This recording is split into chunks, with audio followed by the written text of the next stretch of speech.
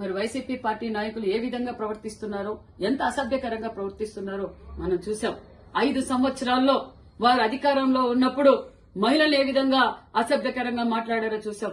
యువతను ఏ విధంగా అసభ్యకరంగా మాట్లాడారో చేశారు. మరి మేధావులను ఏ విధంగా అవమానపరిచారో చూసాం. అమరావతి రైతులను ఏ విధంగా అవమానపరిచారో చూసాం. ప్రజలందరూ ఇది చూసే జగన్మోహన్ రెడ్డి గారికి 11 సీట్లకే పరిమితం చేసి బుద్ధి చెప్పారు. మరి ఇంకా వీళ్లలో మార్పు రాక ఇంకా ప్రజల్లోనూ మరి రోజు రోజుకి దిగజారి చిల్లర రాజకీయాలు చేస్తూ అసభ్యకరంగా మాట్లాడుతున్నారంటే మరి రాంబాబు గారు మేము తెలియజేసేది ఒకటే, రాంబాబు గారు మీరు మీ అధినేత రాష్ట్ర ప్రజలందరికీ క్షమాపణ చెప్పాలి. ఈ రోజు మీరు అసభ్యకరంగా మాట్లాడారు. మీరు అధికారంలో ఉన్నప్పుడు, మా ముఖ్యమంత్రి గారు ప్రతిపక్షంలో ఉన్నప్పుడు మేము ఏ విధంగా మాట్లాడామో, ఏ విధంగా రాష్ట్ర ప్రజల కోసం పోరాటం చేశామో ప్రజలందరూ మమ్మల్ని చూశారు. ఈ రోజు మేము అధికారంలోకి వచ్చాం.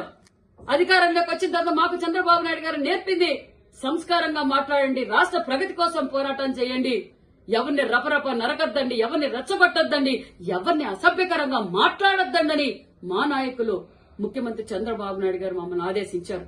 మేము చూస్తూ ఉన్నాం అనుకుంటున్నారేమో, చట్టం తన పంతం చేస్తుంది. మా యువగల అధినేత నారా లోకేష్ బాబు గారు ఒక్క మాట చెప్తే మీ వైసీపీ నాయకులు ఒక్క గడప దాటి కూడా బయటికి రారన్న విషయం తెలియజేస్తున్నాం.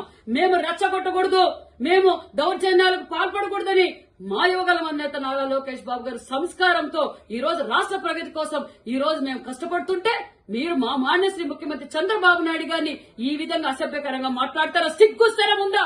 మనిషి అయితే నువ్వు మాట్లాడతావా రాంబాబు? నువ్వు యావత్ ఆంధ్రప్రదేశ్ ప్రజలందరికీ ఈ రోజు బహిరంగంగా మీరు క్షమాపణ చెప్పాలి, లేకపోతే చట్టం తన పనిచేస్తుంది. ఖబర్దార్ ముఖ్యమంత్రి గారి గురించి మాట్లాడే అర్హత గాని నీకు లేదు. నువ్వు సంస్కారహీనుడు. నువ్వు ఏ విధంగా మంత్రిగా ఉన్నప్పుడు పనిచేశావో యావత్ ప్రజలు చూశారు. నువ్వు మహిళల పైన ఏ విధంగా ప్రవర్తించావో మహిళలందరూ చూశారు. యావత్ ఆంధ్రప్రదేశ్ ప్రజలు నిన్ను చీకొడుతున్నారు.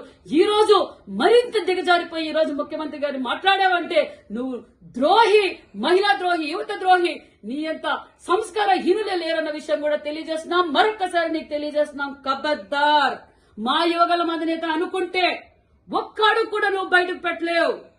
మేము నీకు సంస్కారవంతులం. మేము మీ అధినేత మీకు అది నేర్పలేదు. ఈ రోజు మా చంద్రబాబు నాయుడు గారు మమ్మల్ని అభివృద్ధి ధ్యేయంగా పనిచేయండి, ప్రజల కోసం పనిచేయండి అని చెప్తున్నారు. మేము రెచ్చపోతే ఒక్క గంట కూడా మీరు తట్టుకోలేరన్న విషయం కూడా మీకు తెలియజేస్తున్నాం.